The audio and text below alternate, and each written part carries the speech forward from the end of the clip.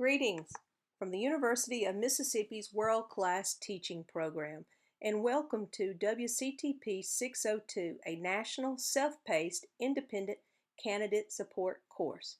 The purpose of this video is to demonstrate how to navigate your new course. My name is Tammy Kirkland. I'm the director of the world-class teaching program at the University of Mississippi and the creator of this national course.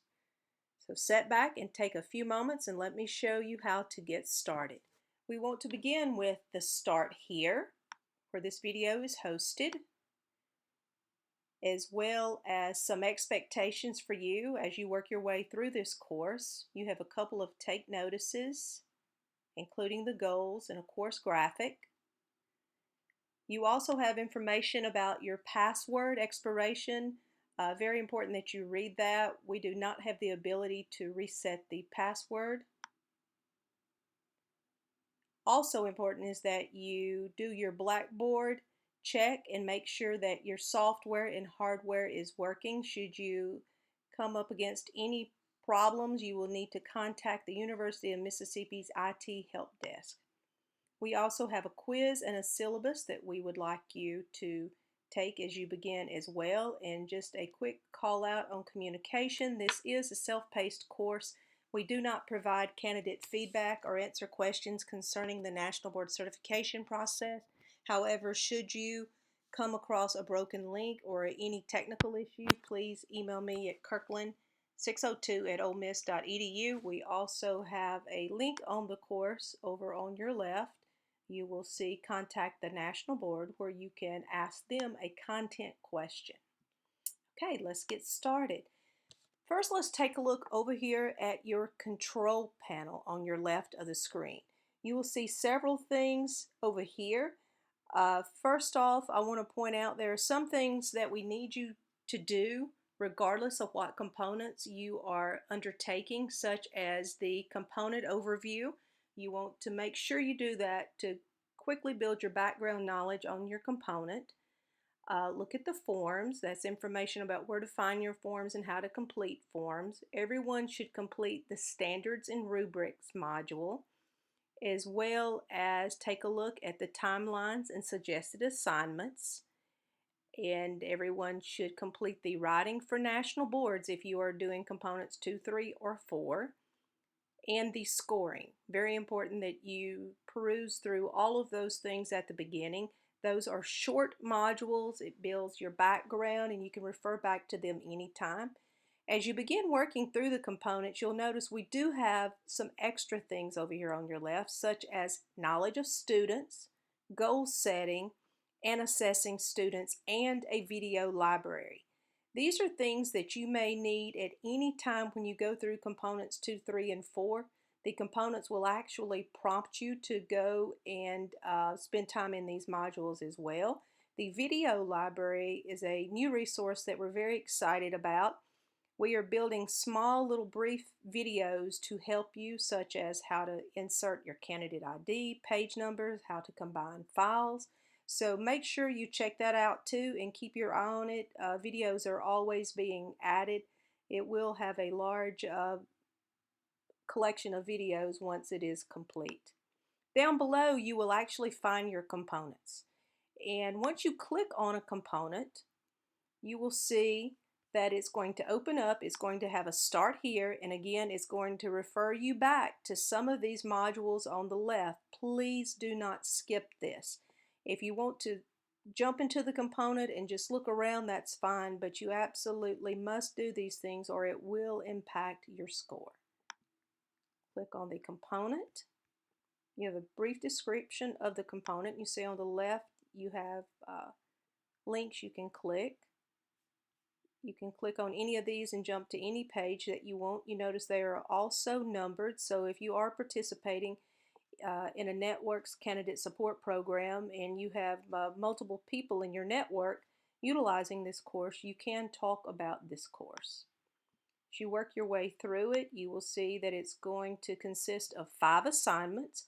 All candidates are prompted to complete these 5 assignments. I will show you in just a moment how you will self-assess yourself. You see over on the left there's a module called Self-Assessment. Each assessment has 5 forms in it that aligns with the assignments in the components. So you absolutely must complete it in this order in order for the self-assessment to work. Okay? Then you just work your way through the component. Again, the modules are step by step, and we'll walk you through the component. You can click around and come back to anything that you want to do, and it will take you all the way through the component. Inside each component, the assignments are embedded. So there are your assignments. It tells you what to do, and again, that aligns with the forms in the self-assessment module. You'll see more about that in just a moment. But these components will prepare you for certification. There's also a component for the assessment. We do not recommend that you do the assessment first because it is a fairly challenging component and it is worth 40% of your score. However, we do recommend that you begin preparing for the assessment center as you work your way through the process. So that means even if you're not planning on taking the assessment this year, go ahead and familiarize yourself with this component and walk through this component. This component will guide you to create an assessment notebook. There are plenty of ways to study for your assessment, and you will see a lot of those ways shared here, as well as information about the assessment to just make you feel better and set you at ease once you do go to take that assessment. Do not underestimate the assessment center. It is a significant portion of your component. Okay, so again, you know you have your 4 components here. They are step by step. Beneath that, you will find the instructions for retaking a component.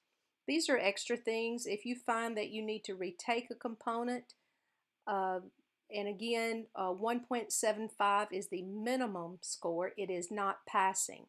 2.75 is considered certification level. Keep in mind everything is weighted, so you could come in with a low score of 2.0 but be perfectly okay because you scored higher on a component that is weighted higher. However, you must have a 1.75 minimum on all 4 components. If you do not, you have no choice but to retake that component before you certify it. And here you will find some information about retaking the component. Then you have a module on electronic submission. There are a lot of wonderful resources supplied by the National Board to help you with this, including video tutorials and Q&As. You've got video converters and compression programs, all sorts of good information here to help you with that. I suggest you not worry yourself too much about electronic submission until the spring. Focus on your components until then. Now let's take a look at the self-assessment. This is going to be very significant for you. When you click on the feedback forms, click on whichever component you're working on. Let's click on component 3, just as an example. Choose whatever your certificate area is.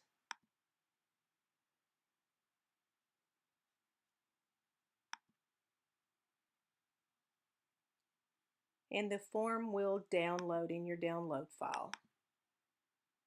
When you open it up, you will see that it is color-coded, and you will see that a feedback form goes with each assignment.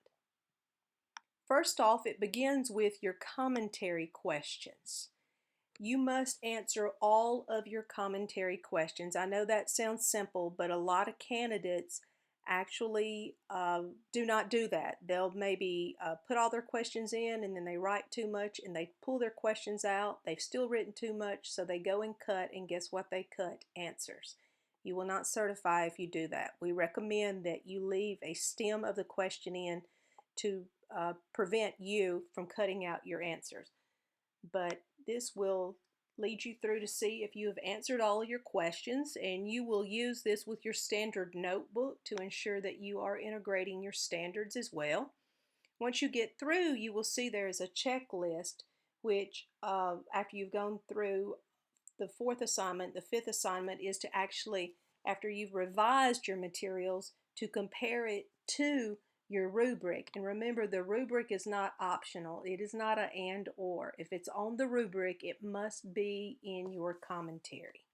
And then finally, we have this sheet, a checklist. It's got about 5 or 6 little questions where you give yourself a plus or a minus.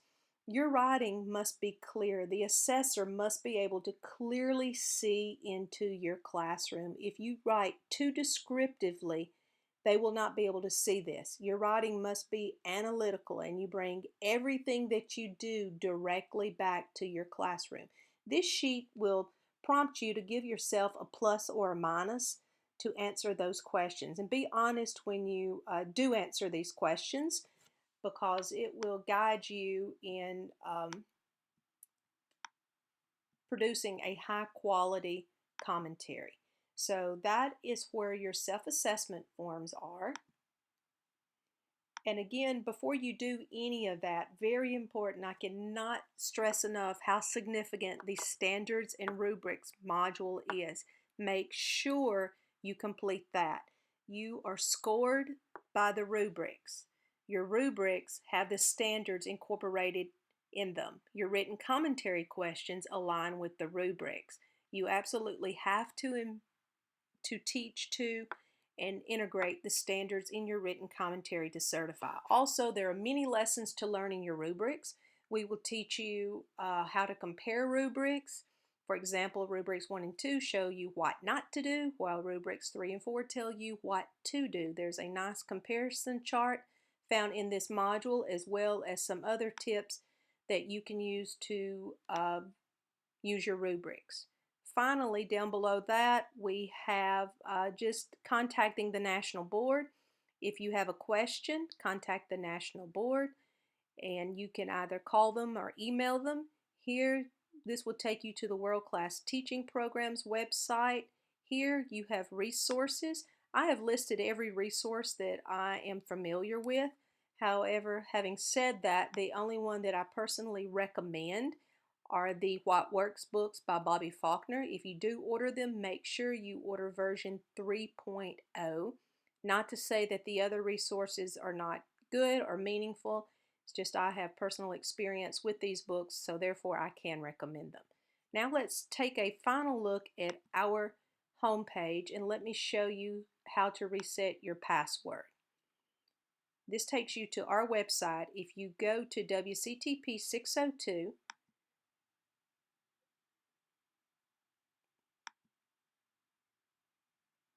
okay, let's go to WCTP 601, I'm sorry. You will see instructions for resetting an expired password and a forgotten password. This will be added to 602.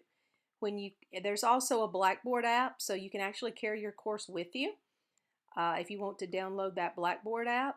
But resetting an expired password, all passwords at the University of Mississippi, from the young college freshmen to our chancellors, expire every 90 days. You have to reset your password. The University of Mississippi does not have the ability to reset any passwords. You have to do it yourself.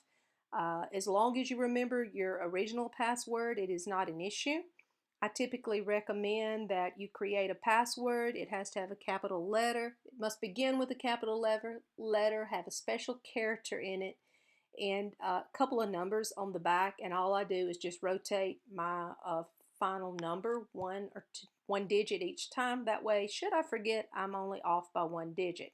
Because resetting the password is not an issue, but forgetting your Blackboard password is an issue. And the only way you can have it reset is by emailing the IT help desk. You have to include your username.